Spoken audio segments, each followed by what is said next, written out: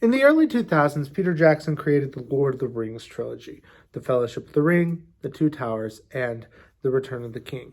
And in those films, there are multiple characters of different types of heights. There are the characters that are considered shorter, being characters like the hobbits or the dwarves, and also characters that were normal or slightly larger sizes, like the wizards, the elves, and the humans. In those films, one of the things that ended up happening was they had to find ways of showing the characters with different heights. Now, with some scenes, what they would do is something called forced perspective. Forced perspective is where you would have one actor who is relatively close to the camera, like this, and another actor who is over here a lot further from the camera, so that whenever they would speak to each other, it would look like they were different sizes. But that wasn't the only way that they did things. Another way that they did things was they would actually film scenes on two completely different sets. They had to create a special camera for it and everything, but they would film the exact same scene twice with some actors on one set and other actors on the other. So they had, for instance, Hobbiton. In Hobbiton and in the Shire, they have Bilbo and Frodo's house. They had two different versions of that set. One that was the size of Elijah Wood or Ian Holm, and another one that was meant for Ian McKellen, so that it would look considerably smaller when Ian McKellen had it. Now, every single prop on those sets had to be rebuilt twice. So, for instance, if you had a prop that looked like this in someone's hand, if it was suddenly being held by a hobbit, it would look like this. And so that's the idea. So it would go from one size to the other. Ooh, I had two of them. So the way that they figured out what size everything had to be to keep it consistent was they had to use ratios. And guess what we're talking about today on geometry? So today we're going to talk about ratio and proportion. So let's start with ratio. A ratio compares two numbers by division. The ratio of the two numbers, A and B, can be written as A to B, A colon B, or A over B, like a fraction. One of the most common ratios that we see, especially here in math class, is that of slope. Look right here. We have three different lines. With each of them, it is rise over run. So let's look at each of these slopes and see what happens. So we're going to start with this red line right here. So the slope in this case, the rise is, if we go from dot to dot, up 4 over 4. So rise over run. Now let's talk about our green line right here. This goes up 1 over 2. So 1 over 2. And finally, our blue line went down 2 and over 3. So negative 2 over 3. All of those are ratios. The slope ratio. But the thing is, we actually find ratios in a lot of different spots. We see ratios every day in things like model cars. If you look at a model car right here, it'll say something like 1 to 1/24th scale. That means that for every that it's 1/24th as big. So for every normal foot, it would be one. For every foot, it would be one. For every 24 feet, this is 1 foot. So 1 to 24th scale. Next, you will find this a lot in especially smaller colleges, college websites. College websites love to use this. This is from Lubbock Christian University, where I got my bachelor's degree. They like to point out that they have a very small student to faculty ratio, meaning that you won't be a part of a class of like 50. Now, for some people, they like that because they don't have to be noticed. But for others, they're like, oh, I want a small school. And so schools like LCU will try to advertise that on their website. Next, baking. If you are doing any sort of cooking, but especially baking, there are ratios. In baking, if you ever watch a baking competition show, it's not that everyone has all of their recipes memorized in their head. It's that most of them know the ratio of flour to sugar to water that they should be using in order to scale up or scale down or to make just a generic cake. And then they'll put the extra stuff in after they know their ratios. So the cake ends up being something where even if it seems like how do they know all of this, it's because they have memorized those ratios. And then finally, the last thing I would bring up, because it's all I ever talk about, is film. You actually see a lot of ratios, but you know what? I'm going to cut to myself on this. Videos actually use ratios a lot. For instance, this video right here is being recorded in a 16 by 9, or 16 inches for every 9 inches, or 16 pixels for every 9 pixel ratio. But in addition to that, this video is actually formatted in a way that if you were to watch this on your phone, it would fit, even though your phone has probably a few inches is like maybe 4 inches wide, 3 inches tall, or something like that. But it would also work if you were to watch this suddenly on like a widescreen television, even though that might have a diagonal of 55 inches. So that is because of the fact that we use ratios, so that when you watch it on your TV, when you watch it on your phone, you're not just seeing like this small amount of what the image would be. You're seeing the whole thing. In addition to that, we see ratios in terms of how movies are made. Most older television and a lot of older movies are in what is a 4:3 ratio, so 4 inches for every 3 inches tall.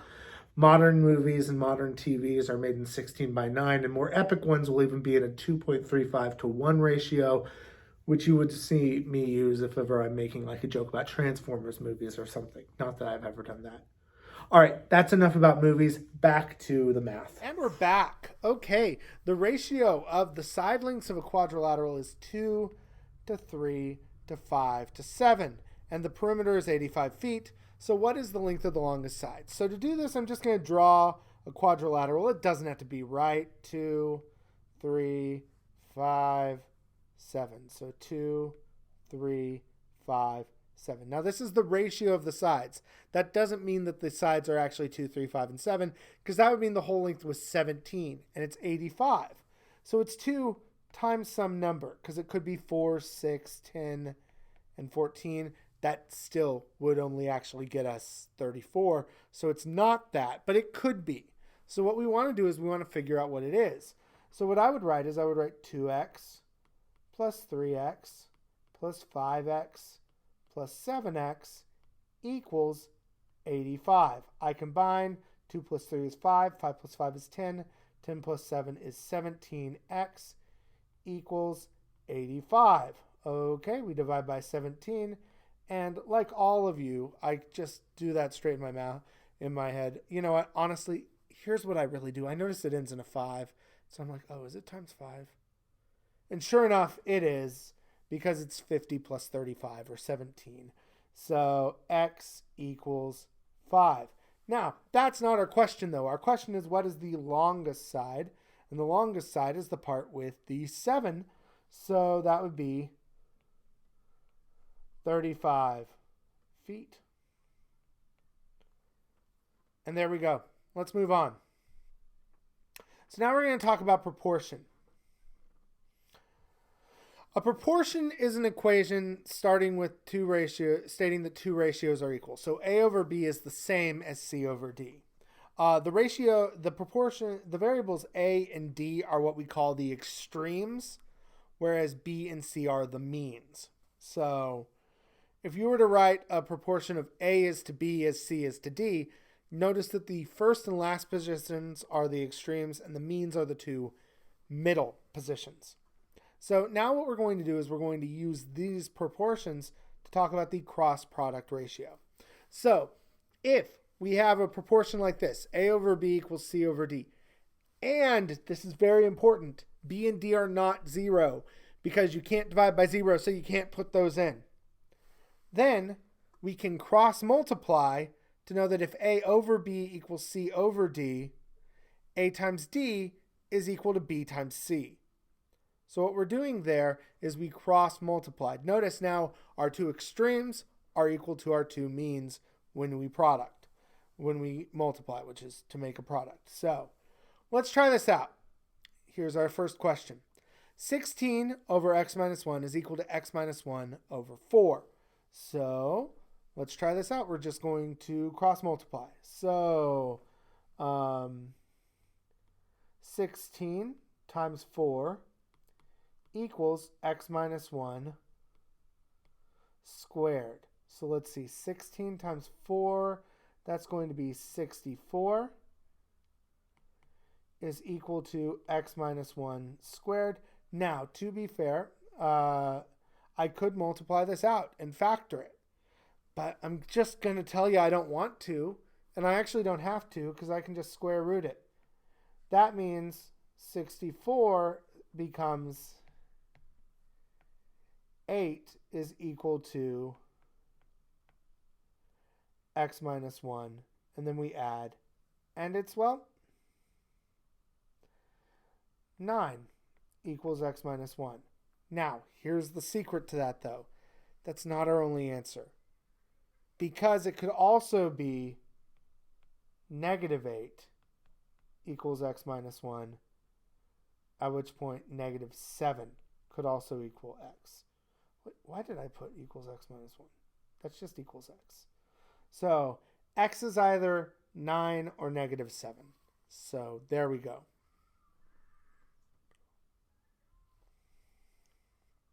All right, here's our next one. X squared is equal to 8 over 18 is equal to x over 6. So what I'm going to do here is I'm going to cross multiply 18x equals 6x squared. So I divide both sides by x. 18 equals 6x. That means divide both sides by 6.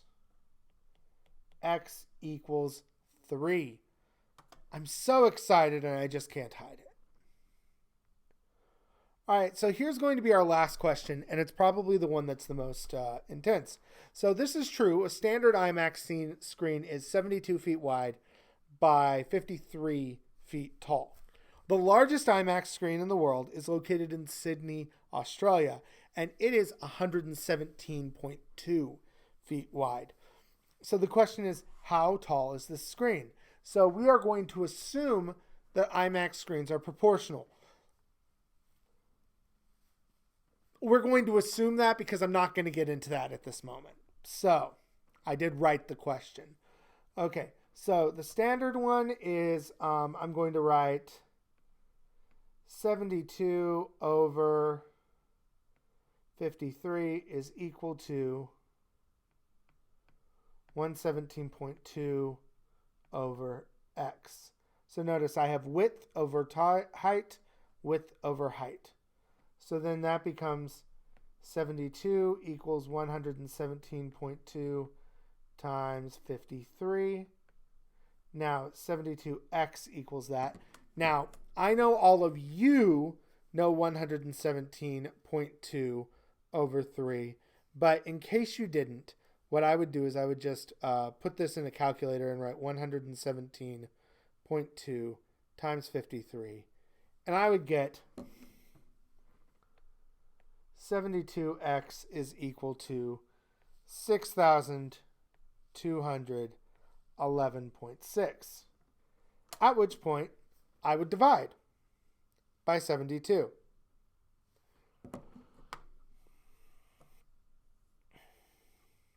At which point, if I do that, what we end up getting is x is equal to 86.3 approximately.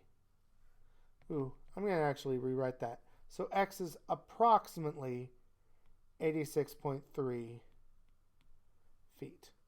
So that's how tall the screen would be. And with that, we're actually also done with this lesson. So I want to thank you all for watching. I will be back with the next lesson very soon. Please like and subscribe for more fire content. Comment. The comments about the questions I get wrong and the math I do wrong, super great. Thank you for those. Definitely going to make me change those videos a ton. But thank you all very much. Have a great day. Goodbye, everybody. Goodbye.